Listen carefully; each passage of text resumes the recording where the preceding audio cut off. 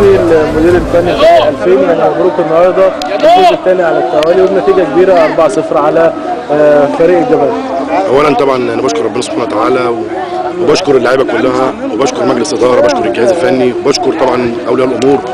والحمد لله زي ما احنا قلنا، الحمد لله احنا بنلعب على البطوله، وان شاء الله بفضل الله سبحانه وتعالى المرحله الجايه هيبقى الاحسن والاحسن.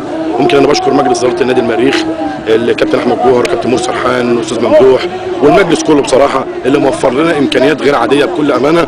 وبشكر الكابتن جلال عيد والكابتن علي الشلبي والجهاز المعاون اللي معايا، اللي الحمد لله رب العالمين بفضل الله سبحانه وتعالى اللي النهارده بنحط حته غريزه جوه كل لاعب، حته الروح القتاليه داخل الملعب. بنلاعب فرقه محترمه جدا زي الجمارك، فرقه على مستوى عالي جدا، والحمد لله النهارده احنا بنأدي اداء الحمد لله مرضي. ويمكن انا بشكر طبعا كل اللعيبه النهارده جهد غير عادي بصراحه، والحمد لله رب العالمين اللي النهارده بنقدم عرض ونتيجه ان شاء الله رب العالمين. طبعا سمعنا ان كانت النتيجه 13 وكانت فرقه ضعيفه، انا بلعب فرقه الجمارك من الفرقه المنافسه، من الفرقه القويه جدا، معاها مدير فني على اعلى مستوى، معاها جهاز فني محترم. فالحمد لله رب العالمين المرحله الجايه هتكون احسن واحسن وان شاء الله. اضاعت العديد من الفرص النهارده كابتن، اكيد ده محتاج معالجه، وده اكيد بياكد ان المريخ عنده قوه هجوميه كبيره جدا لا يستهان بها. الحمد لله رب العالمين. اولا طبعا احنا يمكن اهداف كتيره ضاعت مننا، ومش معنى ان احنا كسبنا ان في سلبيات وفي ايجابيات، والحمد لله رب العالمين بنعالج كل مرحله خلال الفتره الجايه كل السلبيات اللي احنا وقعنا فيها.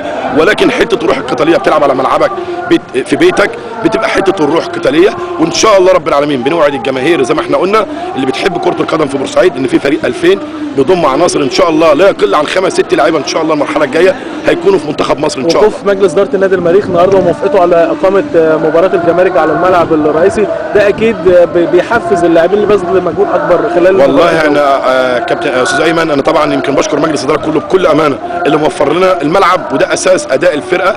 واحنا كنا بنتمرن يمكن في ملعب كان سيء جدا، ولكن الحمد لله النهارده مجلس الاداره وفر لنا الملعب نلعب عليه ماتشات، بنتفرج على جمل تكتيكيه، بنتفرج على اهداف، بنتفرج على حاجات كويسه جدا. والمرحله القادمه ان شاء الله هتكون افضل وافضل خلال الفتره الجايه ان شاء الله رب العالمين.